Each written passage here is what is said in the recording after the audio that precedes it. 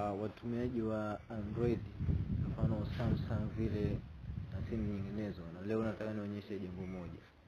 Kuna wale ambao wanatumia, unakuta ana WhatsApp business, anakuta labda mtu akituma picha ama video zinajisave bila taarifa. Leo nataka niwaelekeze jambo moja, kwa maana muda mwingine unaweza ukaibika bure. Unawezekana una magrupu ambayo hayafai, sasa zile video zinakuwa zinajisave bila wewe kutaka au bila wewe kuamua. Sasa cha kufanya, tutaingia kwenye WhatsApp yetu. Tunakuja hapo, kisha ingia kuna WhatsApp, tutakuja kwenye settings hapo juu, tutaingia kwenye settings, tutakuja chat, utaingia hapo. Kisha ingia chat, tutaangalia kipengele kinaitwa media visibility. Hapa kama hichi kwangu mimi nimekizima, ila ukikiwasha kama hivi, hapo ndo zile videos au picha mbalimbali zinakuwa zinajisave.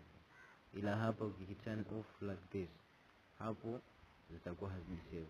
Kipengele ndo hicho. Karibuni kwa mambo yetu mbalimbali kuhusiana na mambo ya internet, kupata maelekezo. Usisahau kusubscribe channel yetu, support yetu tunahitaji sana. Asanteni, karibuni.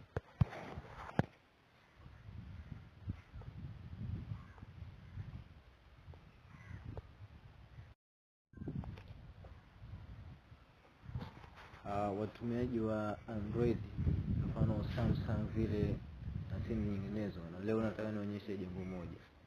Kuna wale ambao wanatumia, unakuta ana WhatsApp business, anakuta labda mtu akituma picha ama video zinajisave bila taarifa.